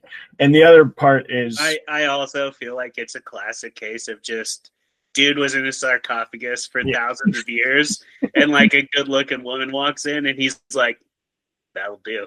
The biggest cock block. That'll do. I've been there. I've been in that coffin. The biggest blue balls of all time. Yeah. O'Connell, really long dry streak. Desiccated. Desiccation streak. Evie is not an O'Connell until the second movie. Yeah. They get married. They get married. They get hitched after this. And also, I guess the second movie does a bit more to kind of justify the sort of link that you're asking about in this movie. Yeah. So, spoilers for, well, not spoil. I won't spoil it for you. That 20-something-year-old movie, The Mummy Returns, which we all love, obviously for many reasons. Not the least of which for being the mummy just again. I have a legitimate question about plot, but first I got to ask you, Johnny, do you really hate The Mummy Returns as much as you said? Because I have my problems with it, but I had a blast. I had a blast with The Mummy Returns. I was not a huge fan of The Mummy Returns. And part of it was related probably to that hailstorm. But I have a certain I understand why you just run it back a lot of the time when you're doing a sequel. I do feel like there's opportunities sometimes that are missed when you have a sequel, and you could just try something a little extra. Like The Mummy Returns, I think, has a lot of potential. You can do some cool stuff. And it's like ancient Egyptian mythology, man. Like there's a lot to pull from here. Like, do something. I don't want to turn it into a whole separate rant, but ask me one of these days about my feelings on Ghostbusters 2, which was a movie that I liked as a child. And then as I got older, I was like, wait, so they think the Ghostbusters faked the first movie? That's the plot, basically, of Ghostbusters 2, that somehow in New York, the media capital of the world, that surely a million news cameras caught the Stay Puft Marshmallow Man. They're like, bullshit. These guys are frauds. because you need to reset. All over again. Yeah, because you need to reset the movie. Because they wanted to just make Ghostbusters over again. Yeah. So it's like, how do we reset them to ground zero? And nobody thinks it even happened the first time. Versus like what you could do with, oh shit, ghosts exist. Like, there's so many cool new angles you could do. And I feel the same way about The Mummy Returns, where it's like you could do so many cool things. And it's like instead we're like, yeah, what if we get The Rock as like a Scorpion King, and he's, Imhotep is still after a Noxuna moon. It's kind of still the same old like plot there, and like I don't know, man. Like, and then they went too far in the other direction. Like by the time they got to the third movie, and they were like, "What if we take on like mummies in an entirely different region of the world?" And it's like, oh, and Evie's just played by a different woman now for some reason. Yeah. Like Rachel Weisz is like in her like I'm chasing Oscars mode. She's like, I don't do these mummy movies anymore. I'm doing like the English, or was it what I forget, the Constant Gardener or something like that. And it was like, yeah, like maybe we can't really follow through with that. But I'll tell you who does love The Mummy Returns. My parents. See, I think The Mummy Returns, it's not as a whole movie. It's not even close to as good, but it has like, I remember big moments from it. I remember the Anubis army. I remember the sword fight between the Magi guy and the bad bodyguard guy. I don't remember his name. That's a sweet sword fight. I remember the little pygmy mummies. That was pretty cool. Like that's that movie for me. It's like all these little moments. And then when I watch it as like a whole movie, I'm like, oh yeah, I remember most of this is kind of like, okay, let's get to the what I stuff. remember from The Mummy Returns most vividly is Brendan Fraser stabbing the Scorpion King in the chest, and then a weird number of seconds later, Imhotep comes in and he's like, "No!" Just right after, just a few seconds too many for that to feel like people. Yeah. So that's good. That leads me to, not really. It's again terrible segue part 2 from Travis. But the second big question I had for the panel, which will probably get us to our end of our episode, is about just like, blending genres. Because this is 3 movies. Like, I didn't remember that. Rewatching it, I was like, this is 3 distinctive movies beautifully stitched together into one Franken movie. Because the beginning is an Indiana Jones film. The middle is a straight up horror movie, and then the end is like a combination, a baby of the two. And like they're all distinct and they all have their different flavor. And I think I've seen the praises of The Mummy. I think it did it beautifully. They all work. I like the fact that you don't really even notice that the mummy doesn't show up for like an hour is pretty impressive. So yeah, as writers, as a panel, how do you think they pulled it off? And what do you, when you're trying to blend genres, how do you approach that topic? Colin, I see your hand first. I just got to say The Fifth Element. The Fifth Element is the only other film I know that nails like 5 different genres. And I don't know how it does it. It just does it. It's one of the best films ever made. It's like horror, not so much horror, but definitely like sci-fi, space opera, comedy, action adventure, love story, romance, just all the above. And does it so well. And I don't know how they pulled it off. It just does. This is like that. It's just, you know, the unicorn. Yeah. Yeah. Johnny, what do you think? I love a good genre blend, and I think it is really difficult to pull off. I'm struggling to think of, I mean, like, this is such a perfect, like Clay mentioned earlier, it's like a gateway horror movie to a certain extent. I do love the pull of like The Fifth Element, which has a little bit of everything, right? Because it's kind of, it's like utopian, also dystopian, Egyptian, partly. also Egyptian. It's like semi-dystopian but utopian future, right? Like it's like things are kind of laid out pretty great but also pretty horrible. I don't know if I'd want to live in this world, actually. I think, you know, people talk about a lot of the time comedy horror struggles. I think for me personally, I think the balance with comedy horror especially, and like this is a comedy horror adventure, it's what specifically is your movie first, and then the add-ons come later. And so this is a completely different look. But one of the things I think about all the time is there's a story about, I'm blanking on the name, but the director of the movie Love and Basketball, which is a hood classic. And she hired Sanaa Lathan for one of the lead roles. And apparently Sanaa Lathan got to the set and couldn't dribble a basketball for her fucking life. And she was asking friends, like, should I like drop her? She's a great actress, but should I drop her and get like a WNBA player or something? And somebody asked her, well, is this a love story or is it a basketball movie? It is love and basketball, but which one is it first? And then which one is it second? She's like, well, it's a love story. So then I get the better actress for the love story, and then we can figure out the basketball later. And I think that that's kind of The Mummy is perfectly like, it's probably an adventure story. And then it has some horror. The horror doesn't override the adventure, but it complements it. And then if we're going to have all these things, then we can also have some comedy. But the comedy at no point like takes over the story. Like as funny as Benny is, Benny's end is like purely horrific as compared to it's terrible. And it doesn't have any kind of coda at the end to reclaim him versus like, and I really enjoy this movie, but like something I think is a little bit more uneven would be like Pacific Rim, where the Ron Perlman character is kind of this comic relief thing. And then there's a post-credit scene. His death, quote unquote, is spoilers for this, but his death is a little bit of a joke. And then there's a post-credit scene where he's actually not dead. There's no such thing. Like they were like, we're committing to this with Benny.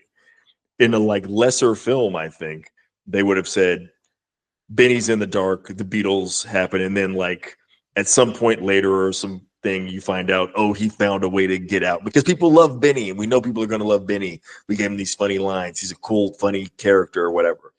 No, his comeuppance needs to happen because that's what would happen in an adventure story. And that's what we're telling first. We're not telling a comedy. We can blend in some of the comedy, but this is an adventure first. So what happens in an adventure story needs to be the result of this. Horror is also a part of this. And what happens in a horror story needs to be part of this. So I think part of striking that balance is usually there is still a priority story. Even if you're trying to tell a combination of things, there's a priority. So what is that priority? Identify it, and then go from there. And then the things that are going to complement it, just be aware of like making sure that they complement it well, but don't let any of those supersede what the primary story should be. I totally agree with Johnny.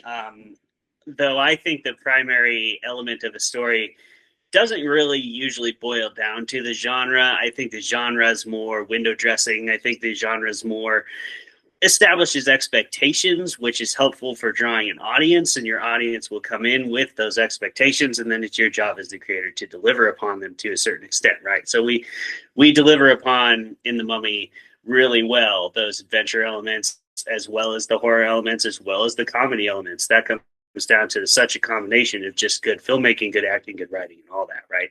But ultimately, I think this is a story about the price of greed, and about the cost of not respecting the past, not respecting the dead, which is explicitly stated by Evelyn, right, early in the movie when Johnny is hiding in the mummy, and it's like, you have no respect for the dead. She's the only one who respects the history, respects the past, and does that work, right? And so naturally, she's the one who's going to find the solution to this problem, even though she's also the one in her search for that ancient knowledge who's going to unearth this evil, right? It's ultimately a movie about the cost of hubris and the cost of greed, I think, and having to pay the consequences for those actions. And you see that enacted, again, like a good example of using the side characters for not only they all have their own, everybody has an arc in this movie too. All the side characters, Winston, Benny, perfect arc, right? He literally dies on a heap of treasure, like in a room full of gold, and he gets eaten by the scarabs, right? And that's what he was always in it for, was the money and the riches and the wealth that this venture would uncover. And he gets all of that. He is literally dies right there. But so I think that's the heart of this story, right? And I think it usually does come down to more like those thematic elements of what the story's really about. Like you're saying, Johnny, I just don't think those are defined by the genres. So I think it's really hard to blend genres though, because every genre has expectations, right? And it takes a really talented writer, it takes a really good storyteller to fulfill the expectations of multiple viewerships, multiple readerships all at once. And somehow this movie does it. Like, I'm satisfied it's an adventure fan, as a horror fan, as a romance fan. Like, this also has a meet cute. It has a whole narrative romantic arc. And then they end up together, which is like the rules of a romance story, right? And even like Jonathan, he does get a little bit of a kickback at the end, right? Which is like what he was in it too, just like Benny, but he's not as deplorable, so we're okay with him getting some riches, and he doesn't need the whole mountain of gold. He just has a couple saddlebags, so that's like okay, right? And so yeah, I think at the end of the day, the heart of the story is thematic, and in this story, I think it is a story of hubris and greed and the cost of those things. Ultimately, that's Imhotep's whole deal as well.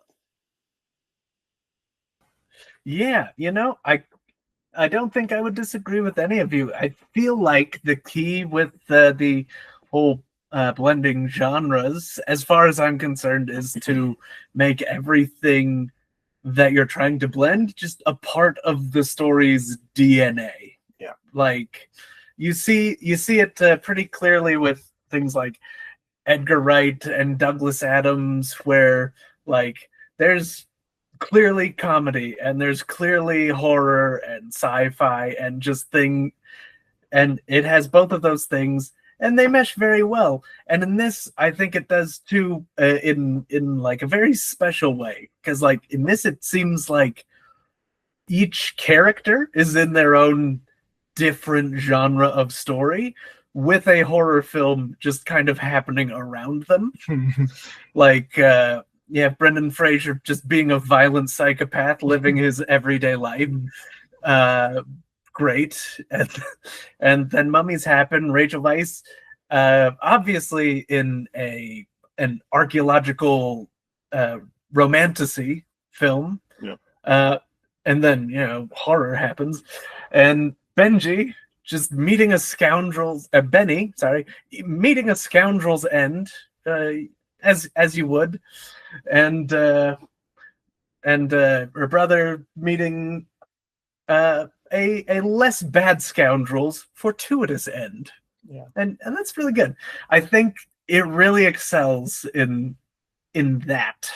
I think I want to comment on one really beautiful thing I saw on rewatch, because I've constantly said on this show, my favorite movie is No Country for Old Men. And the reason for that is because it's the least insulted I've ever felt as an audience member. Like, the writing is like assumes that I'm intelligent enough to get to read between the lines. And I never noticed in this film, I always kind of just brushed it off as like, oh yeah, that's my childhood favorite. That's like kind of a fun action movie. It's not like well written. But to the Johnny and the Benny thing, there's two scenes that show what their ends are going to be. And like, yeah, we know that Benny's going to die because he's a scoundrel, but Clayton pointed out, like, they kind of have the same trajectory and they're very similar people. But every time there's, I think, two scenes where Johnny can stop and look at the gold and look at the greed, or he can help his family. And every time that happens, he helps his family. And Benny, I just noticed on the rewatch, he goes out and they deliberately have a scene where he's like looking at a little gold jar and it shines and he's got the saddlebags and he can just go. And he like looks out to the horizon and then he immediately like turns and looks back to the tomb. And it's like, it's never enough for Benny. Like, he needs more. And that's what kills him. And so like the gold takes the highest position in his like moral compass, if he even has one. Whereas Johnny, like, the gold is second place and Evie is first. And that is what saves him, is like he cares more about family than he does his greed, but the greed's still there. So we get the scoundrel character, but he cares more about his sister. Yeah, that is basically Boo from Aladdin. Yeah, and I think that's such a beautiful, well-written, like, yeah, Boo. That is a very well-written like arc. And I was impressed to see that in like, and that's where I think movies like Van Helsing don't hold up, is when I rewatch them and like the writing doesn't, like, the action's still there, the writing's not there anymore. But those were my two. And he doesn't even at the end actually know that they came out with gold, right? Because he's actually totally just the third wheel on his camel there, and his sister's making out with Brendan Fraser, and he's like, "Well, that sucked." Worst adventure of all time. He has no idea he's going on with a bunch of gold. Yeah. And I just, there's so many elements about this. I could ask a billion questions, but I know we are coming up on time. But if anyone else has one last thing to say about the Mummy, my last thing, I do want to, let's do that round table. I want to hear one last thing about the Mummy, because my last thing is I love O'Connell is just like, I'm just a man. He's such he's just a dude, and I love that. I love that about this film. I will not justify that claim. It's just, I love O'Connell is just a dude. And it's fantastic. But Johnny? The thing I want to say is, so there's a YouTube channel I follow called The Bad Movie Bible. I recommend it to anybody. It's fantastic. It's really entertaining. It's this British dude, and he covers primarily knockoffs of successful films. And he's done, it'll be like anywhere from 40 minutes to like an hour long or more, or multiple episodes of like, Alien came out and these are all the knockoffs. RoboCop came out and here's like from American versions to like India, they made it, right? He did an episode on Indiana Jones, and it really illustrates how many times people tried to copy Indiana Jones and did it horribly, like terribly, regardless of, some of them had a great budget, some of them were super cheap, and it didn't matter. They were all missing the point. And that shows the degree of difficulty it is to do Indiana Jones well. The Mummy is the best Indiana Jones outside of Indiana Jones. And it's better than some Indiana Jones movies, unfortunately, that we've gotten since Last Crusade. it is your Indiana Jones fix for somebody who wants more Indiana Jones adventure style in your life. And you're thinking, should I try this canon movie from 1980 something, or this other weird, the freaking Alan Quartermain super racist movies? Like when Clay was talking about the representation in The Mummy not being great, you could have picked that low hanging fruit. I was thinking, compared to some of the stuff that was coming out not that far removed from Brendan Fraser's Mummy, like 10 years earlier, that was being made by some of these Hollywood studios, it's not even like close. The Mummy looks saintly compared to it. It just really shows how much better The Mummy is and how bad it could go if you don't do it well. This is such a worthy successor to that style of the old adventure stories that Indiana Jones itself was inspired by. This is the reclaiming of that. And, you know, the shame of it is that we haven't really gotten anything quite as good since then. I will say, I know some people are huge defenders of the National Treasure series of films. I'm not as enamored, but they're not bad.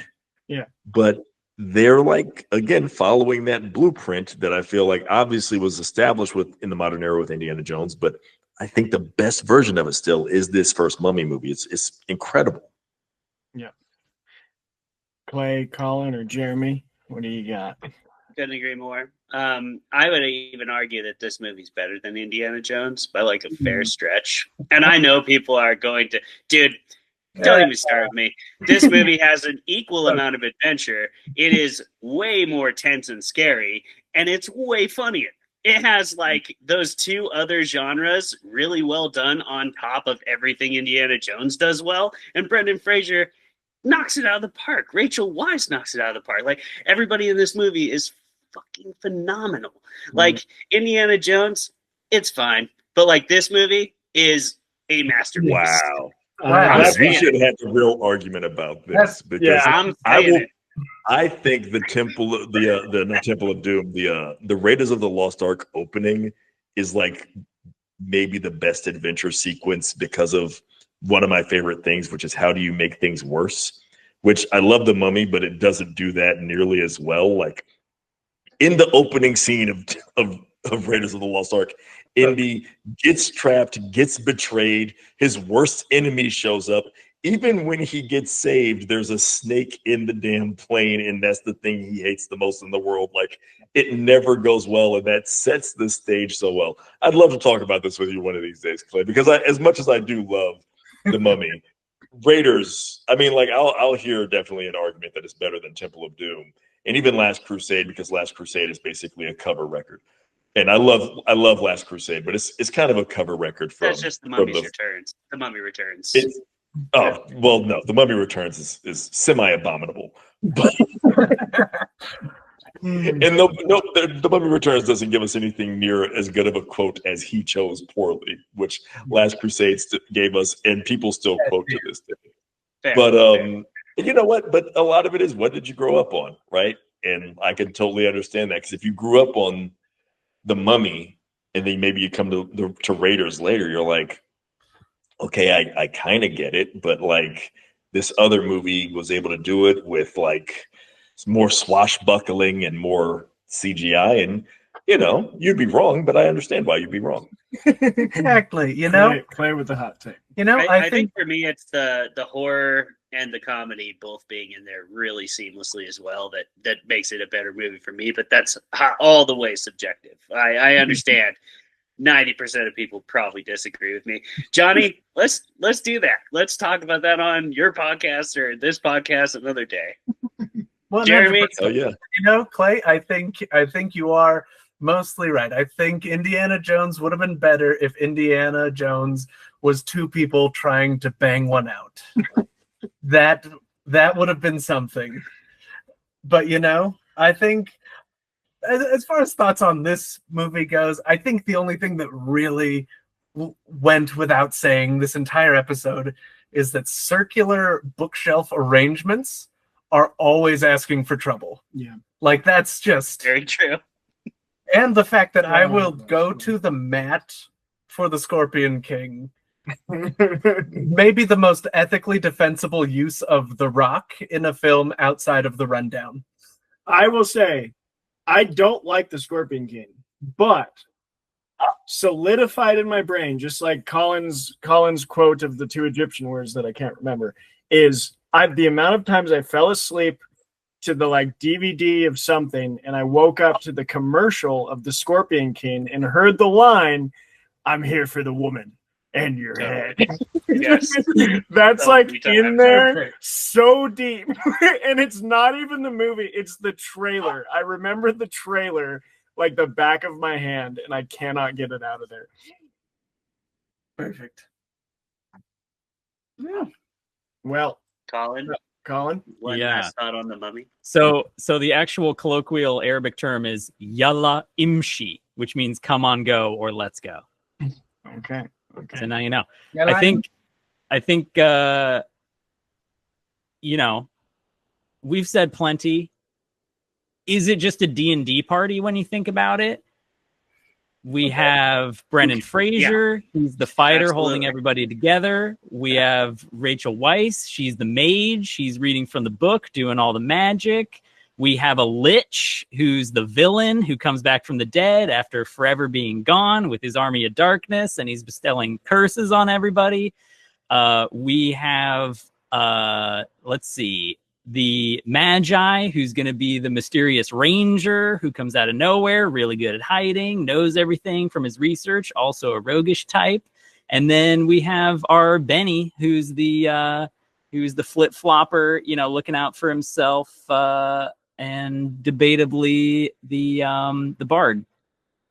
It all works. Yeah, if you're doing a one shot, Benny's definitely the guest character that comes in as a stealth like betrayer. Absolutely. Yeah. Yep. Love it. 100% fits. Well, I think that was a great round about the Mummy. We all love this movie. We all adore it. Johnny, thank you for joining us on the show. Could you tell everybody at Fermented Fiction where to find you, what you've produced, anything you'd like to say before we sign off? But first, Rate this movie.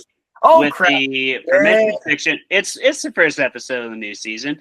We took summer off. Like everybody, give us a little grace here, okay? We're a little nervous. Johnny's on here with us. You know, we're all a little starstruck here. Okay, so, but first we got to do Fermented Fiction Rating, which is completely nonsensical and probably not helpful. We're gonna give it to you anyway.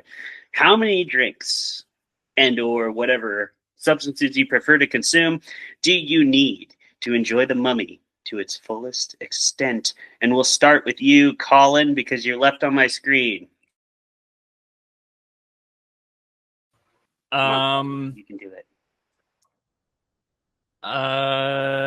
Oh man, you should. There is a Mesopotamian brewing company out here, and you should probably get some of their beers. That's good. I mean, Egyptians debatably invented beer, so having beer during this would probably be fitting. Also, a bunch of bourbon during our American scene. So really want to pull out a good bourbon and some beers, and make sure you enjoy it with friends. I mean, you can watch this film by yourself, and it's great, especially when you've had a night out and you're like, I just want to watch The Mummy. Guys, I just want to get home and watch The Mummy. Totally legit. But, like, you know, you can basically always bet that busting out some of these drinks, let's say 4 of them during the course of The Mummy with some friends, is going to be a great time.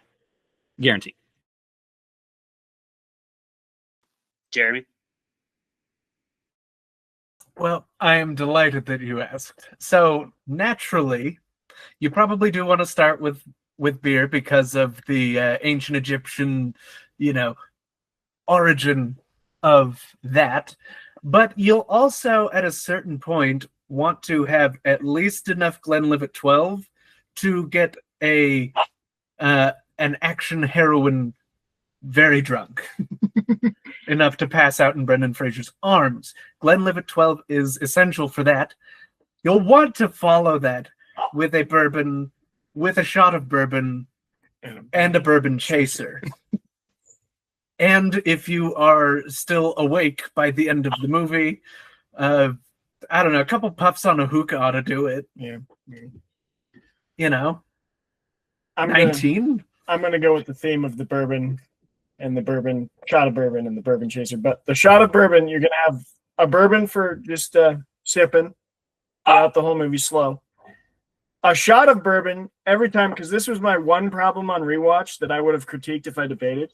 Every time Evelyn says the line, Bembridge Scholars, because it's more than you remember, and it's too many times. Bembridge Scholars. Yeah, Bembridge Scholars. So He many says that line a lot. Johnny's been hating on Cambridge for no reason for 25 years. I know. Like for all this time. But so every time you hear Bembridge Scholars from Evelyn, you take a shot, and it's gonna be like 7. So you're gonna be pretty toasted. And then finish your bourbon. You might not want the third bourbon because you might be a little too gone. Maybe have it though. Maybe have it. Maybe like and subscribe. Yeah. Everybody. Yeah, have enough bourbon that you want to like and subscribe to this bullshit show. I will say, I think you should start with beer when O'Connell is gunfighting there in Hamunaptra. Just go ahead and have yourself a beer in honor of the ancient Egyptian tradition. And then I do agree with the Glenlivet, 12 years old. Make sure you get yourself some of that. Just have a nice rock glass and sip that thing through the movie. And then once people start getting sucked dry by Emotep, that's where you should do your shot of bourbon. Do a shot of bourbon every time an American gets sucked dry. Yeah. Just do a shot of bourbon in honor of the homies, right? Like, do one, pour one out for each homie, and then do your bourbon chaser there at the end once Dan dies in the streets of Cairo, and then just keep on sipping your Glenlivet at 12 throughout the movie to your heart's content. But I think it's going to end up being 4 shots for each American, and 1 beer and 1 glass of Glenlivet 12 years old. Let it be known, this, in my opinion, is the second most stereotypical American representation ever, next to Reign of Fire, Matthew McConaughey. Just drink every time there's second desiccation. only. McConaughey was America in that movie. He did. Second only to Matthew McConaughey rolling up in a tank to kill dragons. Playing a man named Van Zandt. I mean, that's pretty Dutch, honestly, but like, no one's saying that he was not America. Okay, Johnny, what's your rating? I can't argue with the bourbon recommendations, obviously, and the beer recommendation. If you'll permit me to go a little bit outside the box, once upon a time, apparently people used to sniff mummy remains, powdered mummy remains, like cocaine. So I think 3 lines of powdered mummy remains, if you can get to that as well. Yeah, that'll get you right to really enjoy the movie, You are really upping the budget of my next rewatch. Yeah, just make sure that shit's not from a Kanovic jar, please. Like, we already know what happens if you do that. Don't be another American on the list. Can you imagine, like, discovering mummy remains and like, oh my God, these ancient figures. Dude, what if we crushed this and snorted it, yo? I bet we'd get fucked up. Let's make this drugs. Yes, let's make it drugs. But just take some antiquities straight to the dome.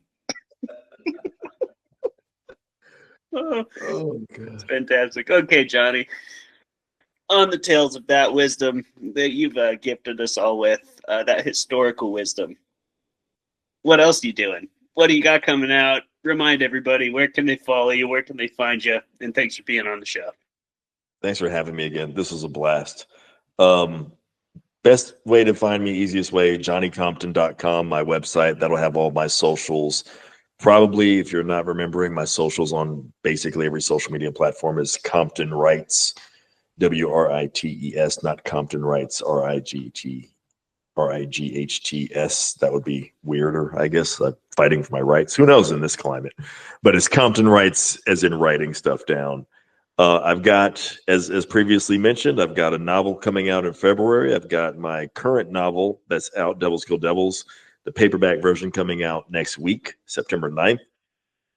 I've got a short story collection coming out in December. My first short story collection of my own short stories, some original, some previously printed. That's coming out in December. So lots of stuff. If you have a Johnny Compton fan in your life for some God knows why reason, and you're like, hey, I can give you like some books for Christmas, then you can put together a whole little gift pack there. So there you go. Oh yeah, and we are coming up on the season. I will also toss out that each of Johnny's novels have excellent audiobooks. If you're more of an audiobook listener, both of them are really, really good. I listened to them both on audiobook while I was here at Harvest last year, because I'm on the combine for like 16 hours a day, and they helped me get through a couple days of work, and they're really, really good. So definitely go check them out if you're a listener. Also really good audiobooks. And that is Spite House and Devils Kill Devils. You can find them both on Audible or many of the other audiobook platforms. So also a recommendation. Thank you so much for being here on Fermented Fiction with us. We will see you next week. Actually, we'll see you in just 3 short days, because we are going to be hosting Seth Humble's release of Baroness of the Eastern Seaboard. That's going to be a crazy episode, because we're going to have like 4 debates. We're going to have a panel discussion of the novel. And this is the final book in a 6-book saga from our friend C.S. Humble, who's been on the show. He was on last year's Lord of the Rings episode, aforementioned by Jeremy. So yeah, you can go check that out. If you don't know who CS is, you should. He's awesome. He writes really good stuff, Western horror stuff. And he will be, on the show in 3 days to do that, as will Ray Wild and Becca and Josh Roundtree and a whole bunch of cool people. We have been the usual stooges: Clay, Travis, Jeremy, Colin. Thank you again, Johnny Compton, for being on the show. It was a pleasure to host you, my friend, and we will see you next time in 3 days. Goodbye. Bye. Bye.